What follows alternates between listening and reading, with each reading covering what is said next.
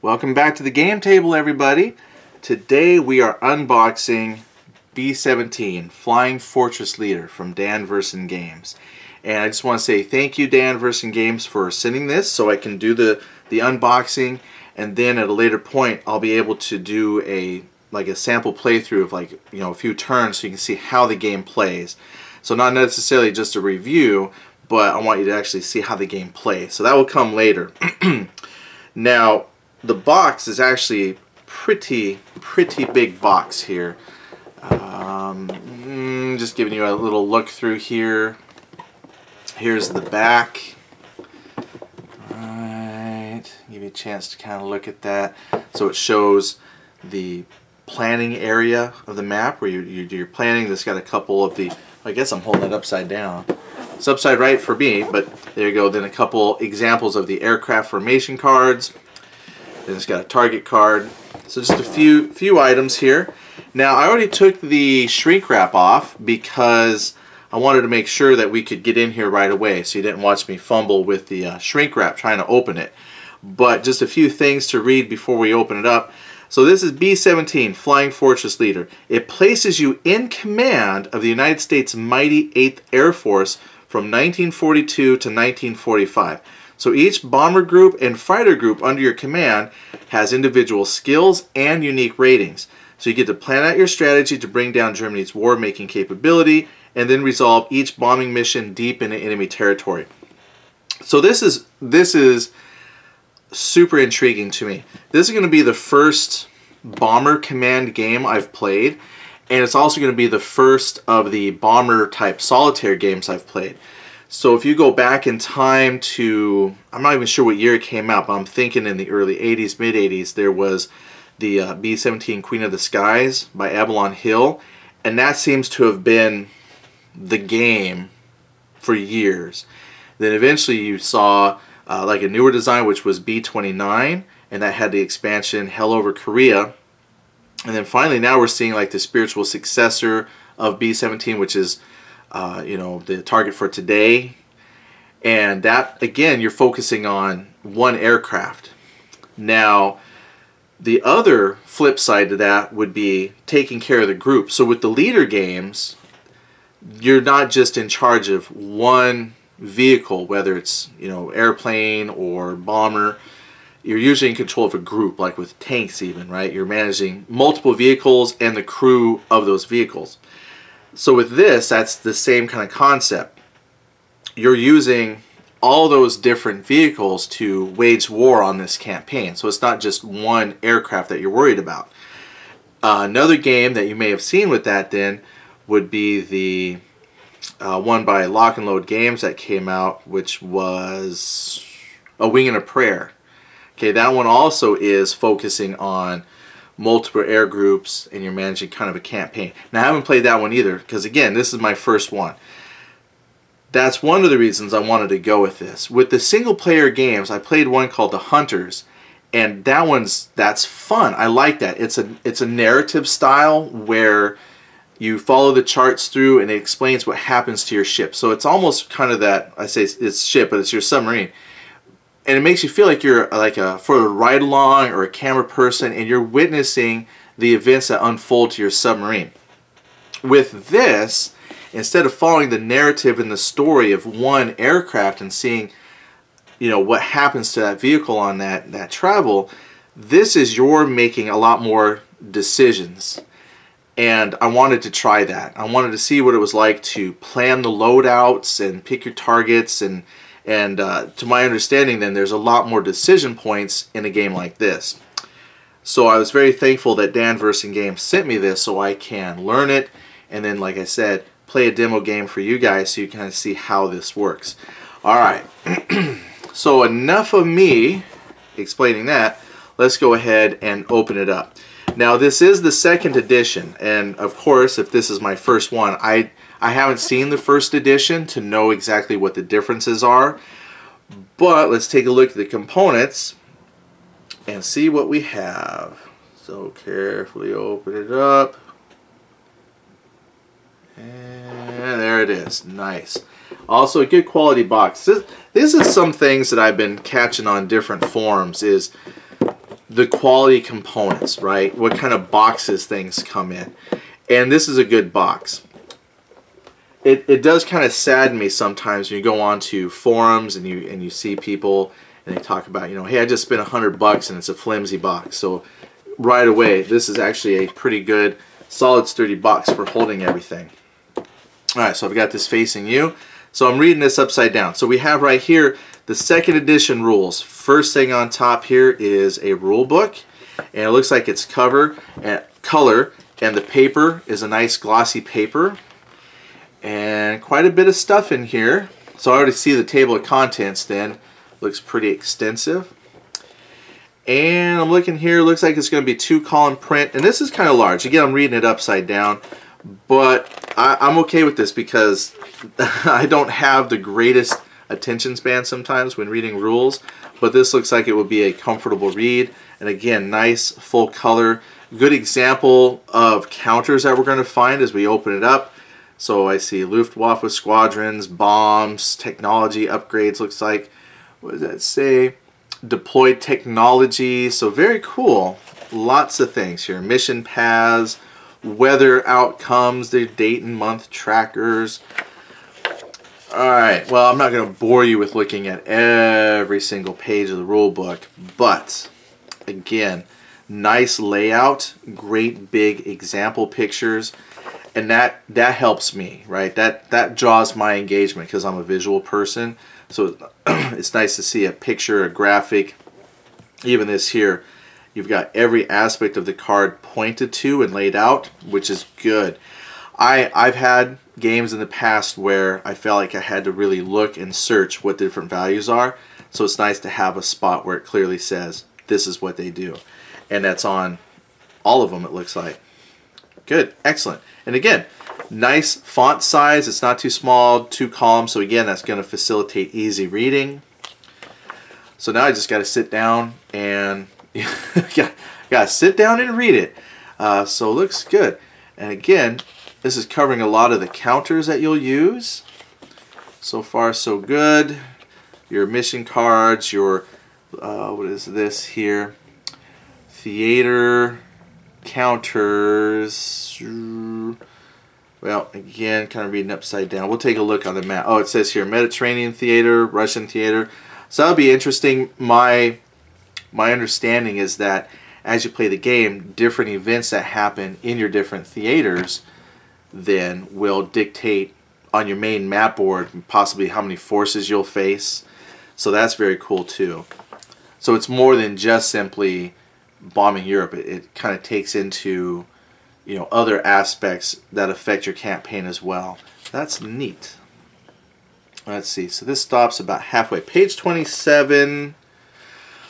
So it looks like the first part of the rules then are just nice in-depth on what the different counters and components of the game are and how they're used. That's fantastic. So then once we hit the halfway point, here's my staples. Page 27, that's the last little instruction on the cards. We then on page 28 go into the sequence of play. So again, we maintain that 2-column layout. Nice, big, easy fonts to read. Plus, along the way, you got some optional rules charts. Okay. And we just kind of follow it through here with the sequence of play. What do we do? Me and the way my brain works, I might skip reading all the different components and just hop right into the sequence of play. Start at the top, work my way down, and learn the game that way. Alright, so we'll just flip through a few more pages, but already I'm past page 42, 43, on to page 50. Page 50 we hit the optional rules. That gets into some bandit counters, looking at that. Veteran counters, novice counters. So it looks like an optional rule. You can change the quality. Kind of hard to see there, but it looks like there's rules for changing the quality of the bandits that you'll face. And right here at the end, section 32. Looks like that then covers the different types of aircraft squadrons that you have on your cards. Alright, clearly laid out and a little explanation. So good. P80 Shooting Stars, P51 Mustangs, Lightnings, B25 Mitchells, Mark 8 or Mark 7 Spitfires, P47 Thunderbolts, B24Ds, you have B26 Marauders, B17G, B29 Super Fortune, ooh, B29s. We also have B17, just says B17 Flying Fortress, maybe the first model, and B24H, I think that was heavy for Liberator. So many different bomber types. Fantastic. So that's another reason I thought this would be great. You're not limited to just one specific airframe. You have lots of different airframes you can use to accomplish your mission. So I like that. I'm going to set aside the rule book. Alright, next here you have the Playbook, 2nd edition Playbook. The topics covered in here, just off the front, it says there's your Playbook introduction, then it has a sample mission you can read through, then it has the single bomber variant. Now this is another reason why I was very excited to try this out. I had read about this online. I had actually gone through and looked at the Playbook online and saw that they had this, and that allows you to play the single bomber game.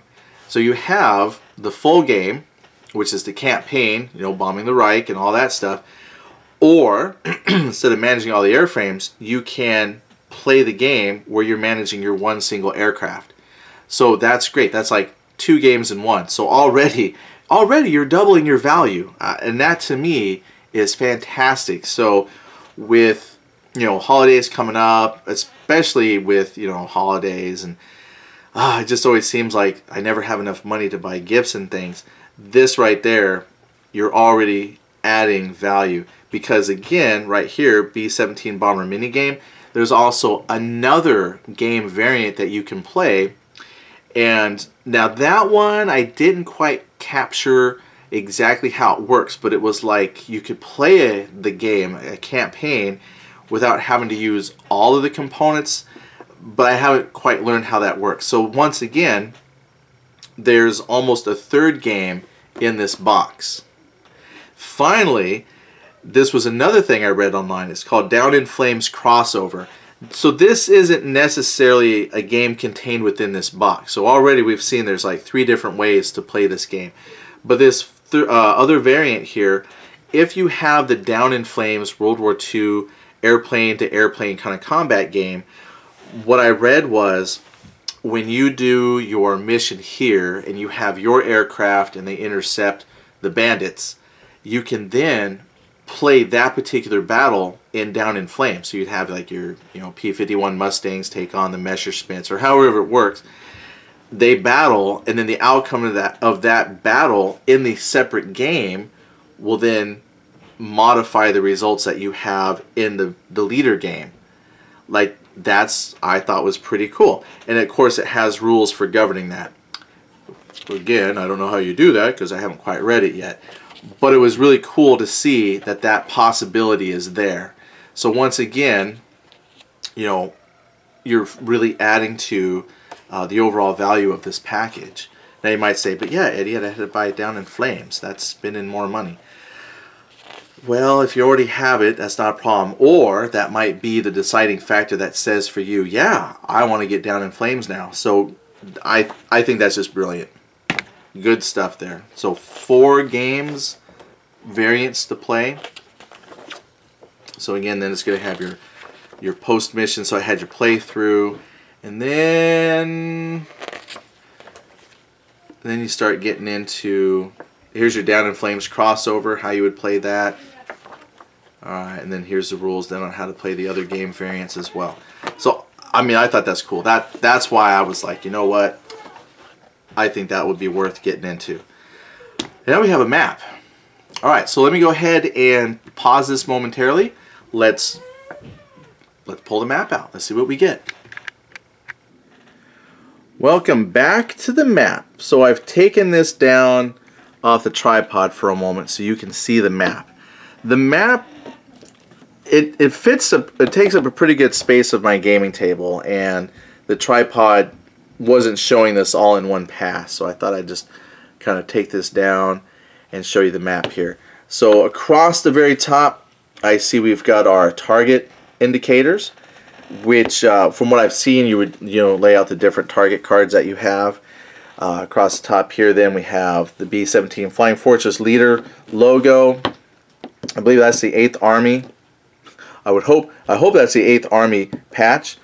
Then you have like your year indicator, your calendar. Here you have mission tracking information, so what exactly all that means, not quite sure yet, haven't got that far, but there's a section right there. Down here I see, looks like secondary cards, your secondary target, primary targets, then ETO tactical targets, Luftwaffe Reserve, German technologies, and again this big section right here. Looks like this is where most of the action is going to take place. So once you've done all your planning, and then right in here we can then start tracking flight movement, where we're going to intercept and have different battles occur, I would assume. So all that's going to happen here. I see zone 1, zone 2 weather, zone 3 weather, your UK base right there, and then of course just fly right across. Bandits disrupted, so it looks like you can keep track of possibly per mission then. Keep track of your air victories, aircraft factory, monthly output. So my understanding of this, and of course for those who play this might know better, as you complete your campaign missions and you destroy certain targets, then that will affect how many bandits the German player can put out. Well, I'd say player, but the artificial intelligence, how many planes that the Germans can put out as you progress in your campaign.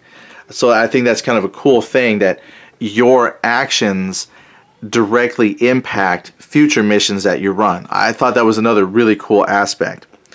Then your theater deployment, and then over here then you had your theater tracker. So as I'm not sure how it works yet, but I'm assuming then as you track the outcome of the Russian theater or fighting in the Mediterranean, then again that will also have impact on what happens over here as far as the strength of enemy encounters that you'll face as you progress. So I just think it's a really slick how all those systems work together, which is going to make a different experience every time you play. So you might play a particular year and month, get a score at the end. Well, you could play that same year and month again and see if you do better or how your score changes. So I thought that was another cool thing, at least for replayability, is you can keep doing the same thing over and over, and you're probably going to get different results.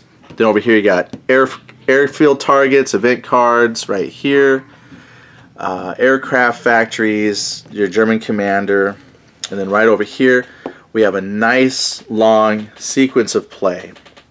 Now, of course, having never played, that initially looks intimidating, but I'm actually glad that's on there because I'm the type of person, I need my visual reminders, so this is good to have it on the board. So again, the board's not big, but it does appear to be big enough to contain everything you need to play. Awesome. Okay, so we're going to go ahead and come back and look at the other components that we have. Alright, now we've seen the map, we've seen the two books that come with the rule book, the playbook. I've put the box right here with the other components. Let's see what else we've got. So these, I'm going to guess, are your campaign cards. I feel pretty confident that that's what those are. It has like the name of a campaign, gives you a short description of it. I see your initial groups that you start with, looks like they're pilot ratings and crew ratings. And then over here, initial settings for squadrons, airfields. Alright, so these are your campaign cards. So let's just see what we have here. We've got 1, 2, 3. I know you can't see these, 1 second. Let me count these real quick. So 3, 4, 5, 6, 7, 8, 9, 10, 11. I think I miscounted. I think there's supposed to be 12. Let's look at the components real fast. Nope, it's 11 campaign sheets. Alright, good. My math is good. So we have here the air war begins. We have an Allied invasion. My kid has a friend over, they're always super loud. Operation Point Blank. What does that say? I'm trying to read it through the camera here. Transportation. Operation Crossbow. Operation, well, now I gotta look at that one. Operation Argument. Big week. Then we have here, I'm not doing very good. This is Combined Bomber Operations, so that's another campaign. This one here is the Oil Campaign, and then they have a year as well. And the year is also going to modify and dictate some of the aircraft that you encounter, or at least the technologies, right? If you're playing like a late war, you might encounter the jets, but then you might have some technologies that you've developed to make you, easier to defend yourself. Maybe you'll have P-51 Mustangs by then. I don't know exactly if you have P-51 Mustangs in like the first year is 42, but later on you will have more. Then this one is the Short U-Boat Focus. This one is Strategic Targets. And the last one we see here, it's a short, I guess short maybe as it's just a short campaign, but Aircraft Industry Focus, August 1943. Awesome. Now one thing, and I didn't point this out when I was looking at the map, but I see it here. I just really like the fact that like the background of this looks like corkboard, and that your pieces of paper here with the information that you need are taped onto the corkboard. I just thought that was really clever. And it's that way down here on the main map too. You have like your map and the different sections of corkboard with like sticky notes and stuff, pieces of paper pinned to the board. I just thought that's a very clever touch, so I like that. Alright, so there's your 11 campaign cards. I'm going to set those right there. Here we have a counter sheet. I did look this up. I saw this I think in another video. These are representative of your aircraft squadrons. So your blue is like your bomber groups, and then like the red ones are your fighter groups. And these leaders then will impart a bonus to your squadrons that they're attached to. So that's pretty neat. And then it looks like they develop over time, so you can go like when your squadron gets promoted, the attached leader promotes, and then they have a backside with like an additional ability that they unlock. So that's pretty cool. So you can modify your groups by their commander. There those are. And then the back of the box said there was 5 counter sheets. So let's take a look. Yeah, first of all, I am a huge fan of counters and counter art. And I'm always looking to see how games, come out. First of all, I'm just looking here. These are centered pretty well. They're centered pretty good. There's a couple that might be a little off on the left, right, but there's nothing. They're not misprinted. They're not miscut. These are actually really good. And the thing that I love about these as I look at them is each counter is individually cut. So you're not dealing with the like 2 rows of connected counters, which is fine because I've got a fancy counter clipper. But this style I also like because they'll come out and they have the nice pretty rounded corners. And I'm going to pop out a bandit here. Alright. And when I popped it out, one of the things that annoys me sometimes on counter sheets is they might be individually cut. I don't know if that's going to focus.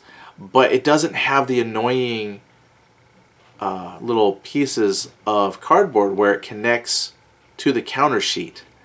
So when I first started doing wargaming, not that long ago, I was annoyed by the fact that the counters all connected in the corners. That's why people made the counter cutting jigs, and then I bought the counter clippers so I could get rid of the little tufts of extra cardboard and stuff that stuck on the edges.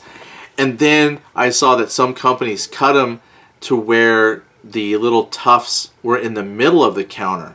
So I could clip the corners, which I love to do because it also got rid of the little tuft that connected it to the sprue, but if they cut the corners and give it a nice round corner, but then connect it to the sprue on the edge, I got nothing to really clean up the counter.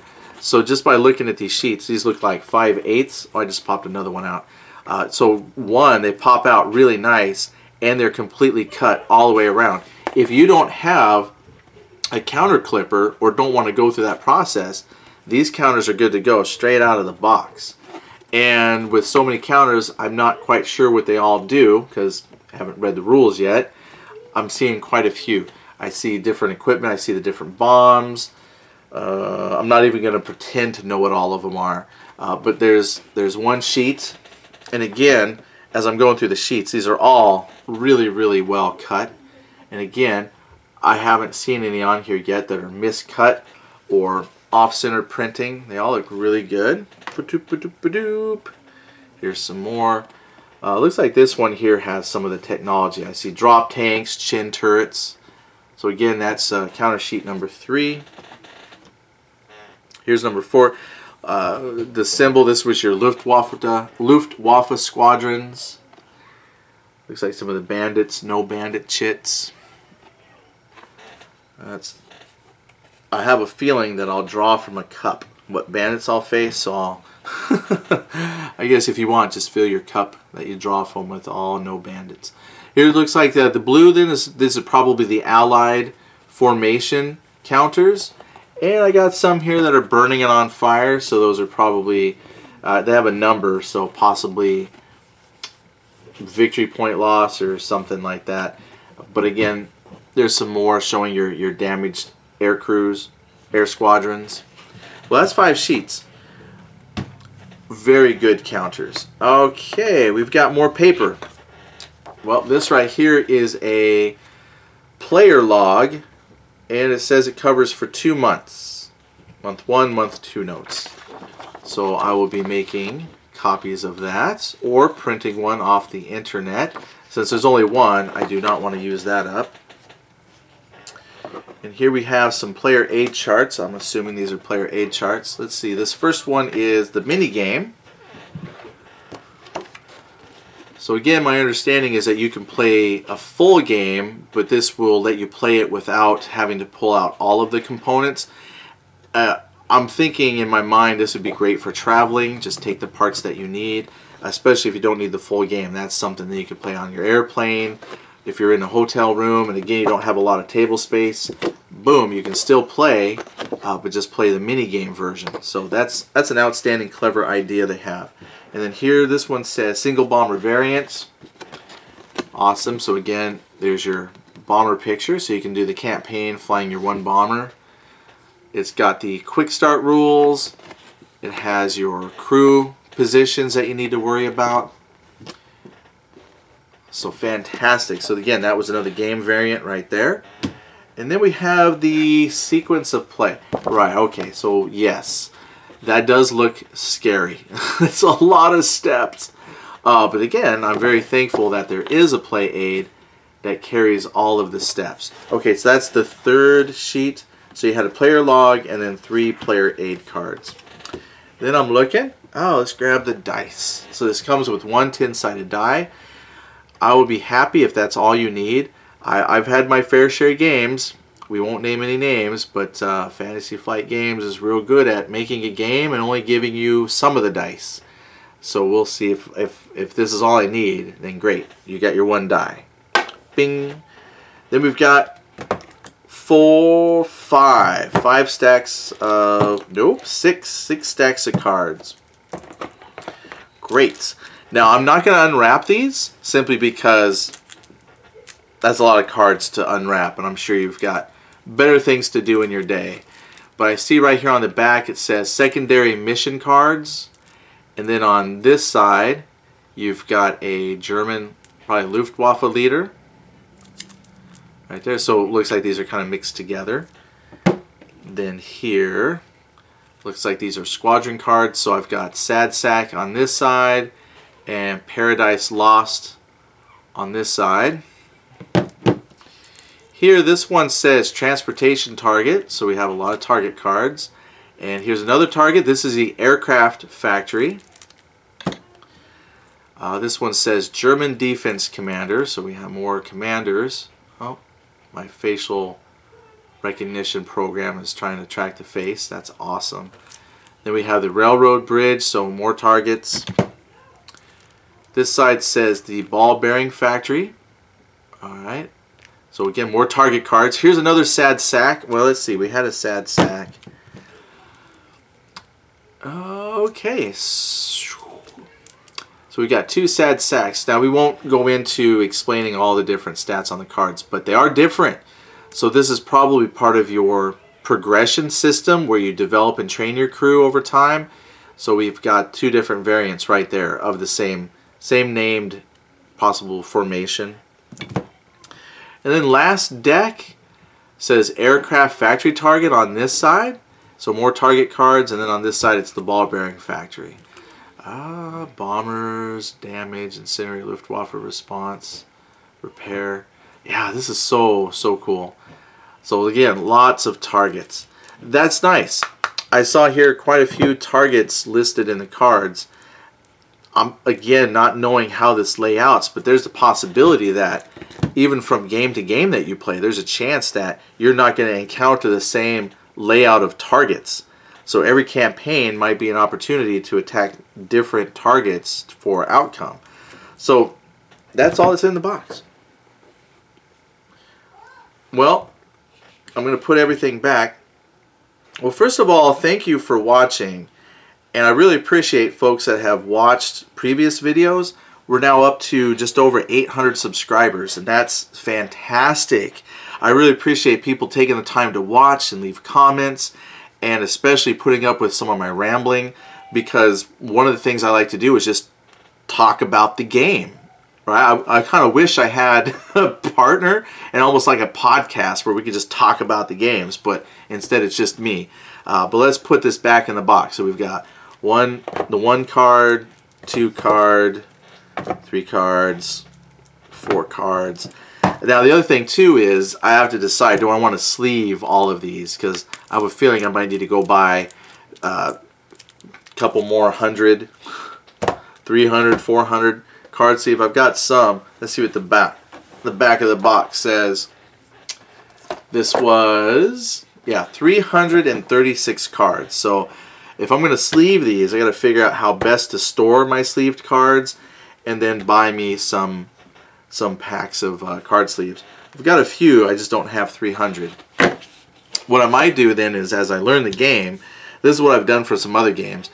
I know some people, they will sleeve everything right away, but what I do sometimes is just sleeve the cards I'm immediately using, and then that will let me, I think that would be a good compromise for me.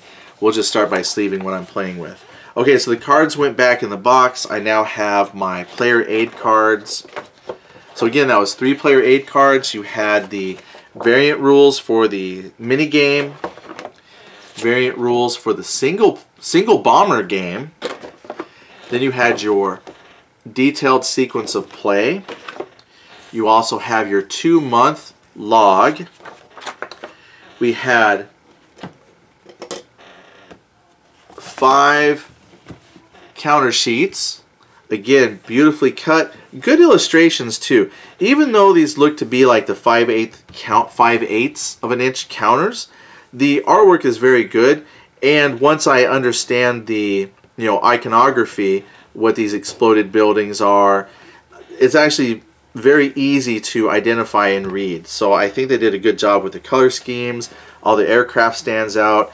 The pictures of like the burning buildings, everything is very clear and easy to read. I can read these upside down, so Luftwaffe response +2. So again, very good counters, and they don't have, these in particular aren't very big, but I think as you start to fill up your hexes, you're going to be thankful that they're smaller counters.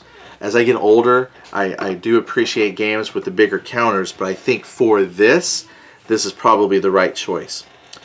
So again, you've got your 5 counter sheets there. There's a lot of your Luftwaffe squadrons, some of your aircraft. Let's see, it says tactics. You've got some types of bombs, supply. Again, a few more weapon types, squadrons listed, theater, trackers. Oh man, so many things to learn. There you go. There's your 5 counter sheets. And then here was your 1 counter sheet of your squadron commanders, so you can further customize your groups. Your 11 campaign cards. I would not be surprised if you, after reading and playing, you could probably develop your own campaigns. And I wouldn't be surprised if I went online if there were more campaigns that other people have developed. So 11 that come in the game, that's just a start. And remember, you can play all 11. I'm pretty darn sure you can play these multiple times and come up with different outcomes and results. So they're a high replayability. Oh, I was going to say that's it. Well, then there's the map, which I'm going to leave out because might as well if we're going to learn.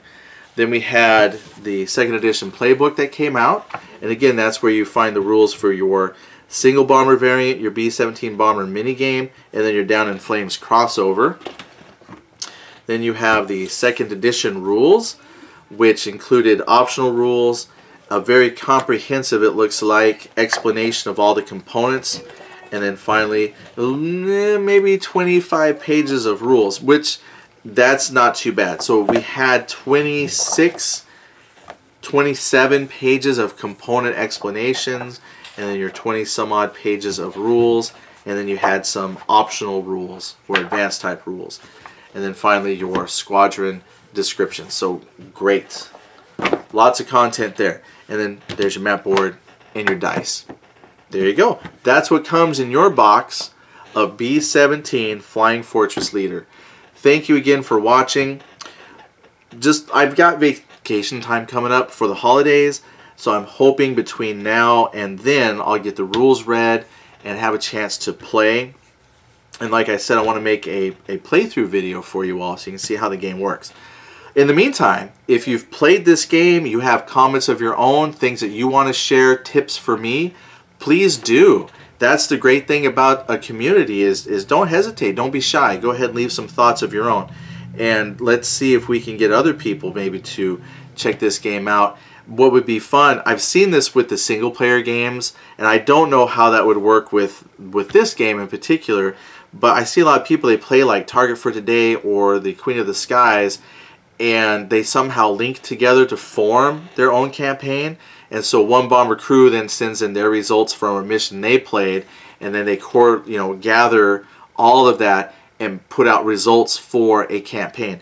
I don't know if you could do that with something like this, but I'd be very interested in seeing if there's any kind of community that supports this game specifically. So if you know of something, let me know. That'd be kind of cool to look into. But until then, thank you so much for watching.